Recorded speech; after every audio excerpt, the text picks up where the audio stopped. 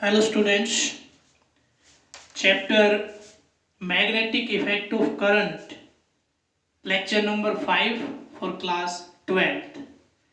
तो आज हम कुछ बहुत ही इम्पोर्टेंट टॉपिक इस चैप्टर के करने वाले हैं जिनसे रिलेटेड न्यूमेरिकल प्रॉब्लम्स, और तो जो इससे रिलेटेड मेन टॉपिक रहेगा वो रहेगा साइक्लोट्रॉन, जो कि पेपर में 5 मार्क्स का आता ही आता है।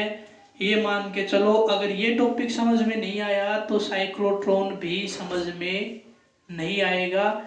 ये टॉपिक साइक्लोट्रॉन का बेस है और न्यूमेरिकल प्रॉब्लम्स डायरेक्ट साइक्लोट्रॉन पे ना आके इन टॉपिक्स से ही पूछी जाती हैं। कई बार ये टॉपिक डायरेक्ट भी पूछ लिए जाते हैं। तो सबसे पहला टॉपिक है आपका magnetic field due to a toroidal solenoid. तो सोलेनोइड की अगर मैं बात करूं तो जो सोलेनोइड होता था वो कुछ इस तरह से उसके अंदर वाइंडिंग होती थी।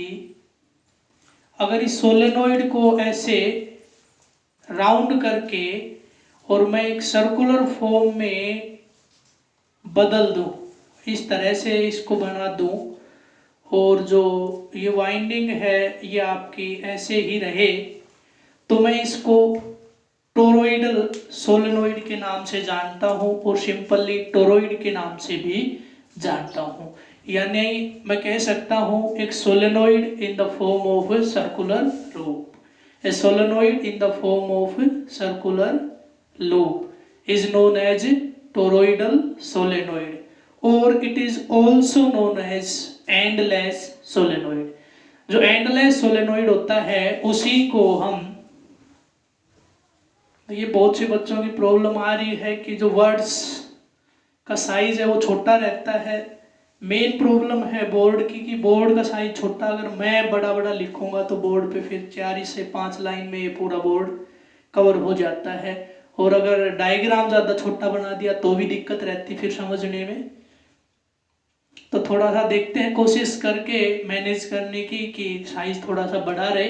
तो टॉपिक तो आप नोट कर ही सकते हो, magnetic field due to a toroidal solenoid और एंडलेस सोलेनोइड। क्या बोल सकते हो इसको?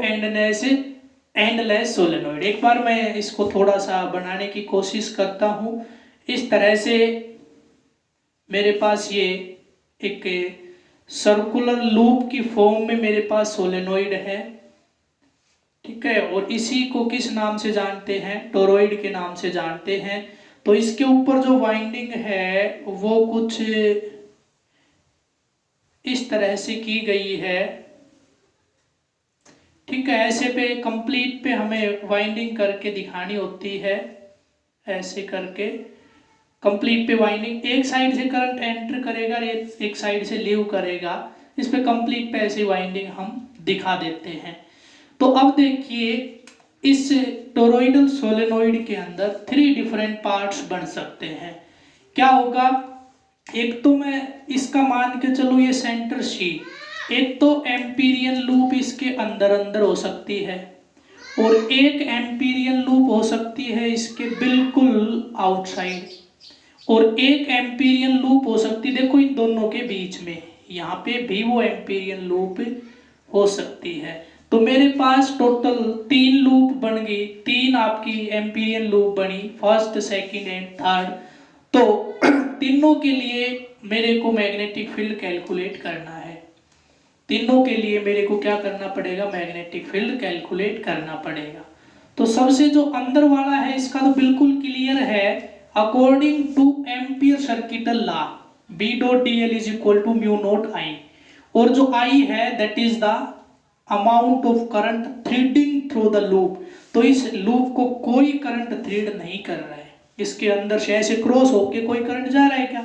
नहीं जा रहा। इट मीन्स इस अंदर अंदर जो लूप रहेगी आपकी टोरॉइड की, उसके लिए मैं कह सकता हूं कि आपका मैग्नेटिक फील्ड 0 होगा। क्यों? क्योंकि मैग्नेटिक फील्ड किसके कारण होगा? करंट के कारण। करंट है ही नहीं, करंट तो 0 बता रहा हूं मैं, करंट 0 तो मैग्नेटिक फील्ड भी 0। तो आइए हम थोड़ा सा इसका डायग्राम अच्छे से बना के और 1 बाय 1 सभी को सोल्व कर देते हैं। तो मेन है मेरे पास, एक तो मेरे पास लूप है ये, सॉरी सोलेनोइड के जो दो पार्ट हैं वो हैं, ठीक है। एक साइड से जो करंट है वो एंटर करेगा और एक साइड से लीव करेगा। तो यहाँ पे तो मैं बना देता हूं डॉट और यहाँ पे बना देता हूं क्रॉस, ऐसे करके अंदर क्रॉस कर दिया, यानी यहाँ से वायर है वो ऐसे है और यहाँ पे मैंने लगा दिया ऐसे डॉट लगा दिए। Dot means perpendicular outward to the plane of paper and cross means perpendicular inward to the plane of paper. Clear. चलिए ऐसा करने के बाद मैं क्या करता हूं, अब एम्पीरियन लूप के 3 सर्कल में ड्रॉ करता हूं, जो ब्लैक कलर से होंगे वो सारी एम्पीरियन लूप रहेंगी। तो ये इसका सेंटर है C, और जो वायर था ना इसके ऊपर जैसे ऐसे अगर करेंगे तो ये जो वायर था इसके अंदर से करंट फ्लो कर रहा है, ये हमारी अजम्पशन रहेगी, I is the current flowing through this. तो इसके कारण जो मैग्नेटिक फील्ड है वो मान लेंगे B हो जाएगा, वो हम निकाल चुके हैं या निकाल लेंगे, कोई बड़ी बात नहीं है। चलिए तो एक ये सेंटर लिया, एक एम्पीरियन लूप लूंगा मैं ये, जिसके लिए रेडियस रहेगा R1, एक एम्पीरियन लूप लूंगा मैं ये वाली, जिसके लिए रेडियस मैं लेके चलूंगा R2, और एक एम्पीरियन लूप लेऊंगा मैं इसके आउटसाइड, जिसके लिए मैं रेडियस लेके चलूंगा R3। ये मेरे पास 3 एम्पीरियन लूप होगी, ये थर्ड, ये सेकंड और ये फर्स्ट। इतना क्लियर हुआ। चलिए सबसे पहले फर्स्ट वाली को सोल्व करना शुरू करते हैं। First Amperian loop of radius R1, जिसका रेडियस क्या है R1 है।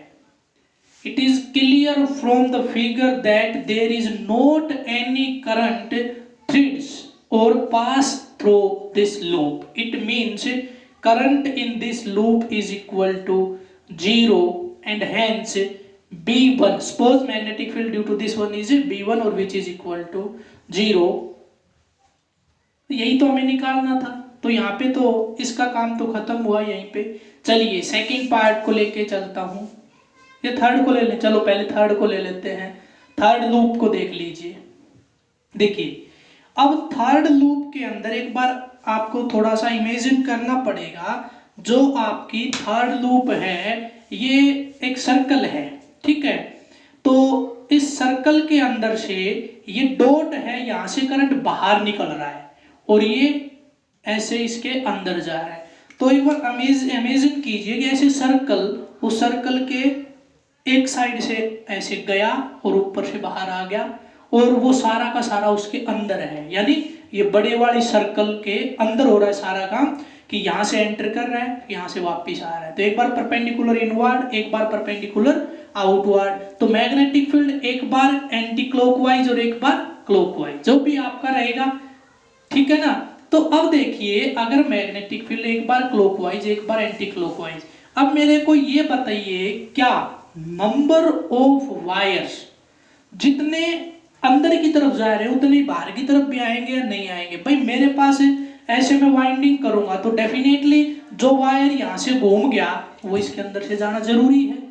इट मीन्स यहाँ पे भी देख लीजिए, अगर बाहर अगर वायर आएगा तो एक ऊपर से जाएगा तो एक नीचे से जाएगा।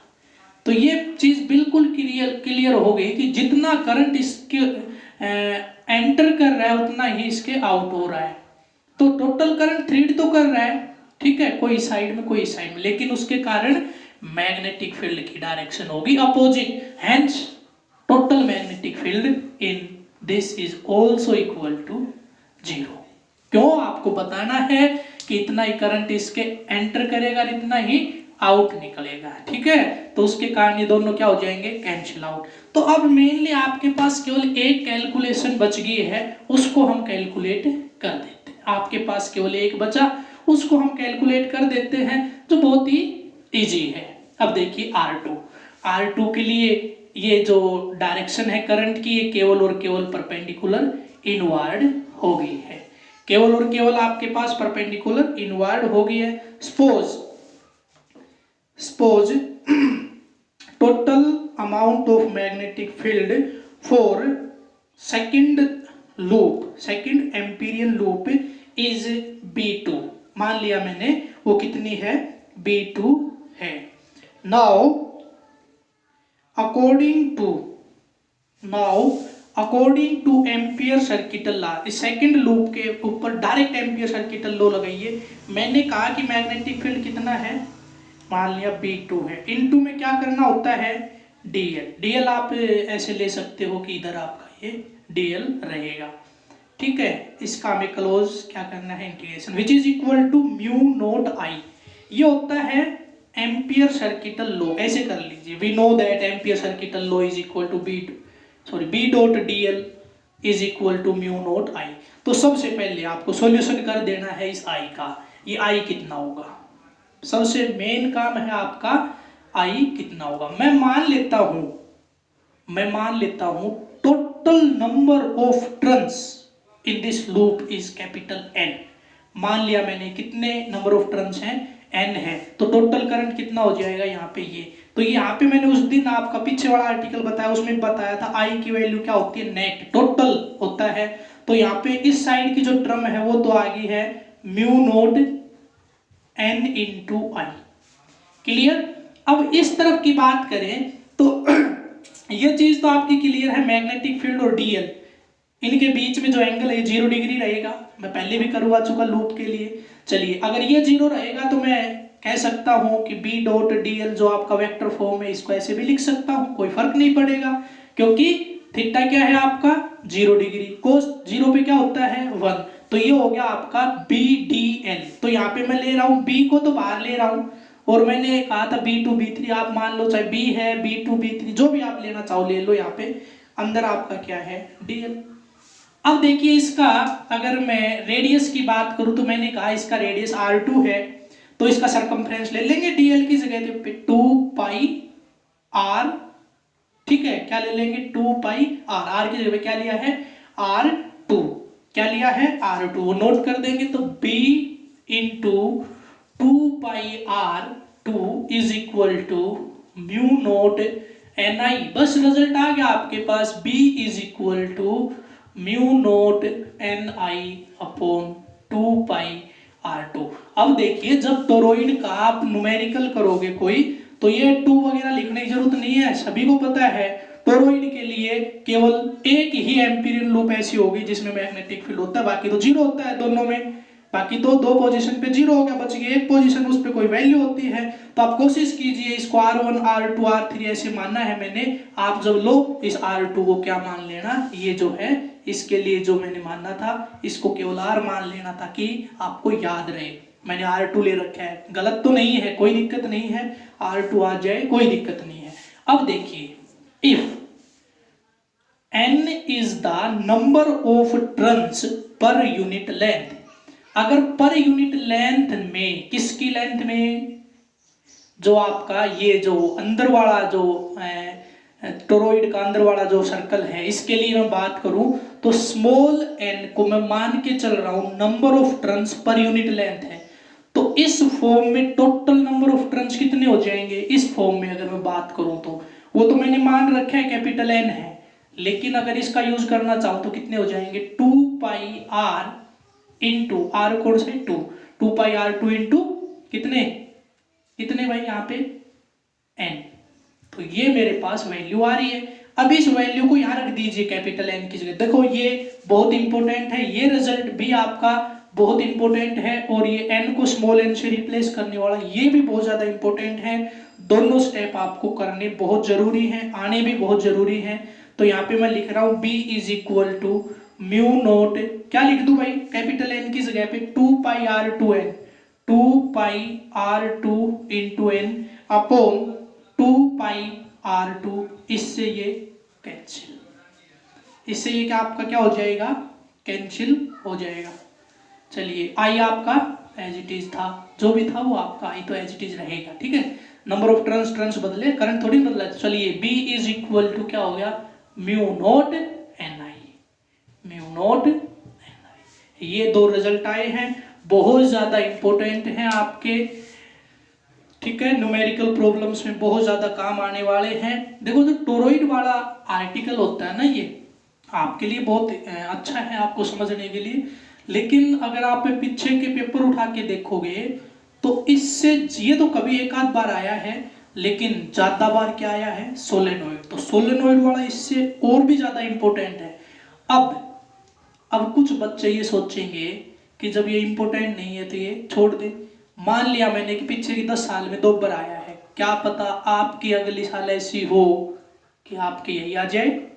तो इसलिए स्किप करके नहीं चलना है, करना है, क्योंकि कुछ है ही नहीं, बहुत ईजी है, आपको स्किप नहीं करना है अच्छे तरीके से, क्योंकि समझना कोई बड़ी बात है नहीं, बहुत ईजी हो गया। बस थोड़ा सा कंफ्यूजन ये क्रिएट करेगा आपका, जो ये 2 लूप है, लूप नंबर 2 है, एम्पीरियल लूप नंबर 2, इसमें जो मैं कह रहा हूँ इतना ही एंटर कर रहा है, इतना ही बाहर निकल रहा है। तो अगर आपको इसमें कुछ दिक्कत हो तो एक पाइप, नल की जिसको आप बोलते हो, रबड़ की, वो लेना और उसके ऊपर थ्रेड लगा देना। अब उस थ्रेड पे जो आपके पास थ्रेड बनेगा, इस तरह से वो लूप बनेगी आपकी ऐसे करके, तो उस लूप में जो बाहर की तरफ है उसमें सारे एक डायरेक्शन में करंट ले लेना और अंदर उसके अपोजिट ले लेना, ठीक। और फिर उसको नीचे रख के और एक एम्पीरियल लूप जो मैंने थर्ड ड्रॉ की है ये ड्रॉ करके देखना। मैंने पहले साइड 2 कह दिया था, थर्ड ड्रॉ करके देखना, और थर्ड में आपको साफ साफ लगेगा इतना ही करंट, ऐसे खड़े होकर देखोगे ऊपर से नीचे की तरफ, तो इतना ही करंट आपके माउथ की तरफ आ रहा है, इतना ही नीचे की तरफ जा रहा है, तो इतना ही मैग्नेटिक फील्ड क्लॉकवाइज में, इतना ही एंटी क्लॉकवाइज में, तो नेट रिजल्ट जो रहेगा मैग्नेटिक फील्ड का वो 0 हो जाएगा। बाकी ये बिल्कुल क्लियर है, इसमें कोई करंट है ही नहीं, आपकी केवल एक लूप बची है। क्लियर? चलिए नेक्स्ट टॉपिक की तरफ प्रोसीड करते हैं। अगर किसी कोई प्रॉब्लम रही हो तो वीडियो को रिवर्स करके आप देख लें। देखिए ये केवल एक बहाना है कि बोर्ड पे नहीं दिखता, छोटा बड़ा ऐसा कुछ भी नहीं होता। आपको अगर समझ में आ गया तो बुक है आपके पास, बुक में एज इट इज है सब कुछ, ठीक है, बल्कि इससे ज़्यादा ही मिलेगा, कम नहीं मिलेगा। लैंग्वेज तो बहुत ज़्यादा लिखी हुई मिलेगी, और जो काम की चीज़ें थी, जो आपको ज़रूरी हैं, जो कॉन्सेप्ट था वो मैंने आपको बता दिया है, ठीक है। तो आप वीडियो से देखें पहले, उसको समझने के बाद आप नोटबुक में उसको नोट कर सकते हैं with the help of text book. जो भी आपने टेक्स्ट बुक या हेल्प बुक यूज कर रहे हो उसके हेल्प से आप इसको नोट कर सकते हैं। चलिए नेक्स्ट टॉपिक की तरफ प्रोसीड कर रहा हूँ, और वो नेक्स्ट टॉपिक है force on a moving charge in magnetic field.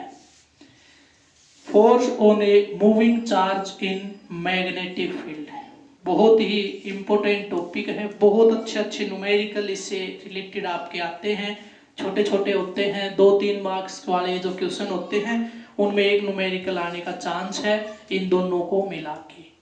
Force on a moving charge in a magnetic field and Lorentz force को मिला के एक न्यूमेरिकल पेपर में आने के चांसेस हैं पूरे।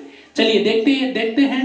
तो ये देखिए सबसे पहले कॉन्सेप्ट को समझ लेते हैं कि मेरे पास यहाँ पे मैग्नेटिक फील्ड है ऐसे, क्लियर। ये मेरे पास मैग्नेटिक फील्ड है, दैट इज यूनिफॉर्म, ठीक है। अब इसके अंदर क्या होता है कि एक चार्ज मैंने रख दिया, पॉइंट चार्ज पॉजिटिव यहाँ पे मैंने रख दिया। अब मेरे को ये बताइए, क्या हमने ऐसा कोई कॉन्सेप्ट पढ़ा है कि एक वायर है चार्ज्ड और वो कहीं पे रखा है तो उसके आसपास मैग्नेटिक फील्ड इंड्यूस्ड हो जाएगा? नहीं होता ना, नहीं होता। तो मैग्नेटिक फील्ड और एक दूसरा मैग्नेटिक फील्ड, तो उससे 2 तरह के फोर्स क्रिएट हो जाते हैं, रिपल्सिव और अट्रैक्टिव नेचर के, that is depend upon the polarity.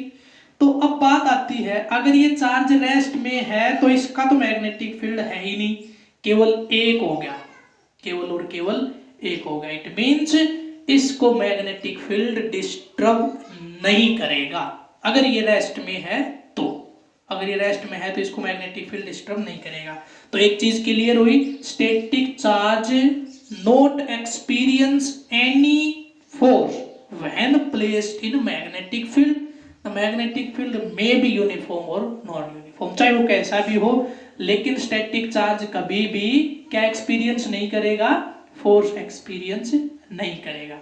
बात आती है कि अगर एक मूविंग चार्ज को इसी मैग्नेटिक फील्ड में मैं एंटर करवा दूं तो अब क्या होगा, तो ये जो चार्ज है ये क्या हो, ये इसके अंदर एंटर कर गया तो ये एक फोर्स एक्सपीरियंस करेगा, वो हमें भी पता है करेगा, लेकिन कितना करेगा, किस किस चीज के ऊपर डिपेंड करेगा, ये सबसे पहले बताया लॉरेंट्ज नेम के साइंटिस्ट ने।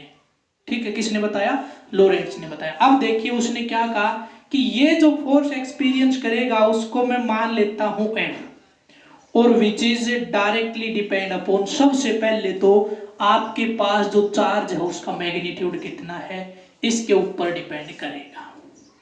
किसके ऊपर डिपेंड करेगा, जो आपके पास चार्ज है उसके मैग्नीट्यूड के ऊपर डिपेंड करेगा। बताइए बात सही है कि नहीं है। दूसरा, भाई ये चार्ज इसके अंदर जा रहा है, मैं कह रहा हूं इसके कारण फोर्स क्रिएट होगा, तो जो मैग्नेटिक फील्ड पहले से है उसका भी तो कोई फोर्स होगा। तो मेन मतलब ये बात भी बिल्कुल सही है कि जो फोर्स है ये डायरेक्टली डिपेंड करेगा magnitude of this magnetic field, इसके ऊपर भी डिपेंड करेगा।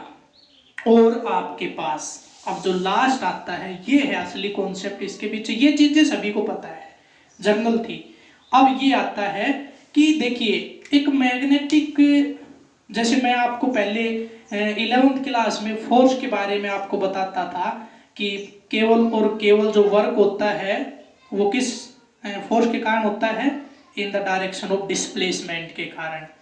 यानी अगर मैं 20 न्यूटन फोर्स एक बार 30 डिग्री पे लगाऊं और एक बार 90 डिग्री पे लगाऊं तो वर्क का मैग्नीट्यूड डिफरेंट होगा। तो ऐसे ही यहाँ पे भी फोर्स का मैग्नीट्यूड अलग अलग होगा, डिपेंड करता है कि ये चार्ज कितने एंगल पे, जो इसकी जैसे चार्ज है तो मैं कह रहा हूं कितने एंगल पे, तो ये इसकी डायरेक्शन होगी। तो वेलोसिटी, अब देखो धीरे और तेज, अगर धीरे और तेज की बात करूं चार्ज की, तो आपको पता है number of electrons per unit second is equal to magnitude of charge. Magnitude of charge उसके ऊपर डायरेक्टली डिपेंड कर रहा है। तो यहाँ पे अगर तेज करेंगे तो मैग्नीट्यूड बढ़ेगा, धीरे करेंगे तो घटेगा। तो इट मीन्स वेलोसिटी पे भी डिपेंड करेगा। अब बात आती है वेलोसिटी किस डायरेक्शन में होगी, वो वेलोसिटी इस मैग्नेटिक फील्ड के किस डायरेक्शन में होगी। हो सकता है मैं इस चार्ज को ऐसे एंटर करवा दूं, हो सकता है मैं इस चार्ज को ऐसे एंटर करवा दूं, और हो सकता है मैं इसको 90 डिग्री पे एंटर करवा दूं। तो वही बात है सेम वर्क वाली, इसके केवल और केवल वेलोसिटी के परपेंडिकुलर कंपोनेंट पे डिपेंड करेगा। किस पे डिपेंड करेगा, परपेंडिकुलर कंपोनेंट पे डिपेंड करेगा। On combining all these three equations we get F is directly depend upon Q V B sin theta if, चलिए अब मैं क्या करता हूं, यहाँ पे ये जो सिंबल इसको हटा देता हूं, इज इक्वल टू से रिप्लेस करता हूं, तो यहाँ पे क्या आएगा K Q V B sin theta। We know that if K is equal to 1, अगर ये कॉन्स्टेंट की वैल्यू मैं 1 कर दूं तो मेरे पास जो फोर्स है वो आ गया F is equal to q v B sine theta. कितना आ गया, q v B sine theta. Clear. अब देखिए यहाँ पे फोर्स एक वेक्टर क्वांटिटी है, तो इसकी जो रिप्रेजेंटेशन है फोर्स की वो वेक्टर में हो तो और भी अच्छा रहेगा, इसकी अंडरस्टैंडिंग और अच्छे से हो पाएगी। तो अब शायद आपको याद हो 10th क्लास में अगर कोई बच्चा मेरे से पढ़ा था तो जरूर मैंने ये बताया था कि यहाँ पे जो फोर्स एक्सपीरियंस होगा उसकी डायरेक्शन के लिए याद रखने के लिए करना होता है क्रॉस प्रोडक्ट। अब आपको पता है अगर आप मेरे पास दो वेक्टर हैं मैंने कहा A cross B is equal to vector C है, तो B cross A is equal to minus of vector C होगा, मींस उसकी डायरेक्शन रिवर्स हो जाती है। तो यहां से ये चीज क्लियर हुई कि V क्रॉस B और B क्रॉस V से इसकी डायरेक्शन रिवर्स हो रही है। तो याद रखने के लिए दौड़ के जाओ तब मैग्नेट मिलेगा, यानी पहले दौड़ो फिर मैग्नेट मिलेगा, मैग्नेट लेके अगर दौड़ोगे तो गलत हो जाएगा। क्या करना है, दौड़ोगे तो मैग्नेट मिलेगा, यानी F is equal to q into v cross B. अब ये वेक्टर फॉर्म में मैं इसको रिप्रेजेंट कर दिया है। तो एक चीज और क्लियर हो गई है यहाँ से आपके पास कि how you will find the direction of this force. इस डायरेक्शन को हम कैसे निकालेंगे, निकाल चुके आप ये, ऐसा तो बहुत से क्वेश्चन कर चुके। पहले वेक्टर की डायरेक्शन में राइट हैंड की उंगलियां अंगूठे को ऐसे कर लो, छोटे एंगल से होते हुए दूसरे वेक्टर की तरफ जानी चाहिए, तो अंगूठा क्या बताएगा, डायरेक्शन ऑफ दिस। अब देखो यहां से एक चीज क्लियर हो रही है, the force is always perpendicular to the direction of V and B। ये जो फोर्स है ये हमेशा V और B के परपेंडिकुलर रहेगा, यानी जिस प्लेन में V और B रहेंगे उस प्लेन में F कभी भी नहीं हो सकता, वो उसके अलावा किसी प्लेन में रहेगा। तो यहाँ से ये क्वेश्चन भी जो very short answer type question होते हैं, कॉन्सेप्चुअल क्वेश्चन होते हैं, उनमें बहुत बार आया है। ऐसे दे देता है F is equal to q v B sine theta, और उसमें क्या पूछ लेता है कि ऐसे पेयर ढूंढ दीजिए जिनके बीच में एंगल हमेशा 90 डिग्री का रहेगा, दो हमेशा आपस में परपेंडिकुलर रहेंगे। तो पेयर आपके क्या होंगे, F and V and F and B, ये हमेशा क्या रहेंगे आपके परपेंडिकुलर। अब देखिए यहाँ पे आपके पास ये चीज क्लियर है कि कितने एंगल पे मैक्सिमम रहेगा और कितने एंगल पे ये मिनिमम रहेगा। निकाल सकते हो इजीली या नहीं निकाल सकते, बिल्कुल इजी है। यहाँ से जब थीटा मैक्सिमम यानी साइन थीटा मैक्सिमम तो फोर्स भी मैक्सिमम, और ये मिनिमम तो फोर्स भी मिनिमम। तो एक चीज क्लियर हो गई यहाँ से, अगर साइन हो गया 0 और 180 तो F की वैल्यू भी 0 हो जाएगी, यानी if any magnitude of charge may be और any magnitude of magnetic field may be, but the direction of velocity of the moving charge is parallel or anti-parallel to the direction of magnetic field, then net force is equal to 0। तो वो कोई force experience करेगा ही नहीं। अगर कोई charge particle in the direction of magnetic field और opposite to the direction of magnetic field enter करेगा तो आपका वो चार्ज पार्टिकल कोई फोर्स एक्सपीरियंस नहीं करेगा, बाकी साइन थीटा की वैल्यू पे डिपेंड करता है। चलिए नेक्स्ट पार्ट इसका आता है कि यहां से आपको डिफाइन करनी है SI unit of magnetic field. तो हम एसआई यूनिट को कैसे डिफाइन करेंगे, देखिए यहां पे मैं लिख रहा हूं F is equal to q v B sine theta, ये मेरे पास आया था। अब देखिए यहाँ पे मैं चाहता हूं किसकी, मैग्नेटिक फील्ड B की एसआई यूनिट निकाल लूं।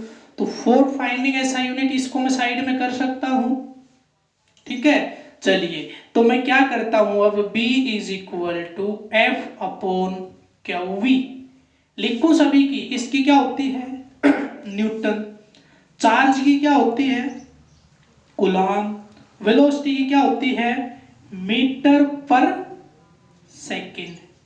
तो मैं क्या करता हूं, इस मीटर को तो अलग लिखता हूं और इस सेकंड को यहां पे कर देता हूं इसके अपॉन में।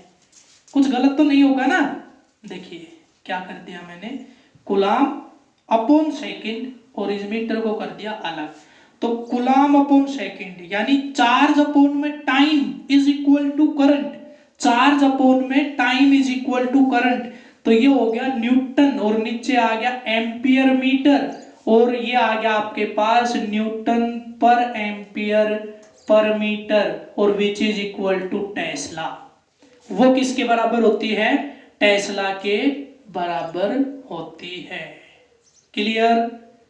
तो यहां से आपके पास एक चीज क्लियर होती है कि tesla is equivalent to 1 newton 1 ampere inverse per metre. Clear, which is equal to tesla. अब बात आती है डायमेंशनल फॉर्मूला की। फोर्स का क्या होता है M1 L1 T-2 अपॉन में चार्ज का क्या होता है 80, मैं करवा चुका पहले भी।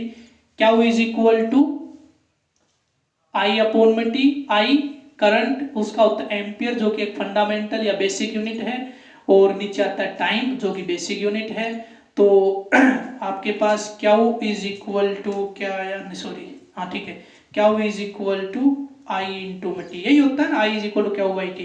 तो आई का क्या हो गया ए और इसका क्या हो गया टी, तो क्यू का क्या हो गया 80,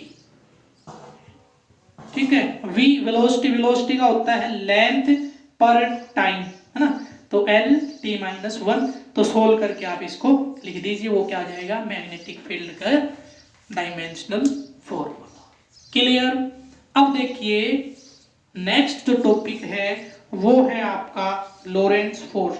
चलो मैं आपको एक चीज और बता देता हूं, यहाँ पे कई बार क्या होता है कुछ न्यूमेरिकल प्रॉब्लम्स में बहुत बड़ी दिक्कत आ जाती है डायरेक्शन ऑफ फोर्स निकालने की। राइट हैंड पाल्म रूल जिसको हम बोलते हैं, जो ये वाला है छोटे एंगल से होते हुए ग्रिप वाला जो मैंने बता रखा है, उसको राइट हैंड पाल्म रूल के नाम से जानते हैं। कई बार क्या होता है कि वो लगाना मुश्किल हो जाता है। देखो हम कोशिश करेंगे हर जगह पे लगाएं, लेकिन अगर समझ में ना आए तो वहां पे फ्लेमिंग्स लेफ्ट हैंड रूल का यूज किया जाता है। किसका यूज किया जाता है, फ्लेमिंग्स लेफ्ट हैंड रूल का। तो फ्लेमिंग्स लेफ्ट हैंड रूल, ठीक है, ये आपका thumb, first finger, fore finger, इन सभी को इस तरह से स्ट्रेच कीजिए कि तीनों के बीच, ये तीनों आपस में क्या हो, mutually perpendicular to each other. फिर मैंने बता रखा है father mother child, father mother child. तो हमें जो पता होता है वो क्या होता है, मैग्नेटिक फील्ड की डायरेक्शन और करंट की डायरेक्शन। तो करंट की डायरेक्शन क्या होगी, velocity of the charge, but if the charge is positive, if the charge is positive, otherwise reverse करना पड़ेगा। ध्यान दीजिए वेलोसिटी यानी करंट की डायरेक्शन में होना चाहिए, यहाँ पे किसकी डायरेक्शन में, करंट की में। अगर यहाँ पे नेगेटिव चार्ज इस मैग्नेटिक फील्ड में एंटर कर रहा है तो करंट की डायरेक्शन जो गिवन है उसके अपोजिट लेके आप फोर्स की डायरेक्शन निकालोगे तो सही आएगा, नहीं तो गलत हो जाएगा। क्लियर है, बाकी बिल्कुल क्लियर है। फोर्स जो एक्सपीरियंस होगा वो अंगूठा बताएगा, मैग्नेटिक फील्ड गिवन है आपके पास और चार्ज कैसे एंटर कर रहा है, ये शायद 10th क्लास में भी ऐसा क्वेश्चन आप कर चुके हो। चलिए नेक्स्ट जो टॉपिक है वो है आपका लोरेंट्ज फोर्स। तो लोरेंट्ज फोर्स आपका क्या होता है, अगर हम किसी भी चार्ज, जो मूविंग चार्ज पार्टिकल है वो ऐसे फील्ड में एंटर कर गया जहां पे इलेक्ट्रिक और मैग्नेटिक फील्ड दोनों थे, तो वहां पे दोनों फोर्स आपके रहेंगे। तो लोरेंट्ज फोर्स क्या कहता है, उन दोनों का नेट फोर्स उन दोनों के सम के बराबर रहेगा। तो नोट कर लीजिए, the total force experienced by a charged particle moving in a region where both electric and magnetic field are present is called Lorentz force. Lorentz force क्या होता है, the net force experienced by a charge particle in a region where both magnetic and electric field are present. तो जहां पे magnetic और electric field रहेंगे वहां पे आपको पता है दो तरह के फोर्स रहेंगे, दोनों फोर्स आपको पता है इलेक्ट्रिक फील्ड की फॉर्म में आप निकाल लीजिए। इलेक्ट्रिक फील्ड जहाँ पे रहेगा वहां पे जो फोर्स रहेगा वो क्या रहता है बताइए, E is equal to F upon में क्या होता है, तो F is equal to E into में क्या, ये हो गया। और एफ एम मैग्नेटिक फील्ड अभी अभी आपने पढ़ा है वो क्या रहता है, अभी अभी पढ़ा है V क्रॉस बी एंटर क्या करता था क्यों। तो इन दोनों का सम रहेगा लोरेंट्ज फोर्स। तो एफ एल या सिंपल एफ के नाम से जानते हैं, F E plus F M, और विच इज इक्वल टू, यहाँ पे दोनों में क्या आ गया कॉमन, क्या को बाहर ले रहा हूँ, ये आ गया E plus v cross B. तो यहाँ पे वेक्टर क्वांटिटी E है तो फोर्स को मैं वेक्टर फॉर्म में लिख सकता हूँ, that is the net result. तो यहाँ तक के टॉपिक आपके होने के बाद आपकी जो भी बुक है किसी भी पब्लिशर की है उसमें इन टॉपिक से related ampere circuital law, solenoid और टोरॉइड और लोरेंट्ज फोर्स से रिलेटेड बहुत सी न्यूमेरिकल प्रॉब्लम्स हैं। आप सभी को वो problems solve out sort out करनी है। अगर कोई भी दिक्कत रहे, कोई क्वेश्चन न्यूमेरिकल प्रॉब्लम आपको समझ में ना आए तो आप मेरे से शेयर जरूर करें, और इसके अलावा कोई भी प्रॉब्लम आपको हो तो मेरे को ज़रूर बताएं। आज के वीडियो में इतना ही। थैंक्स।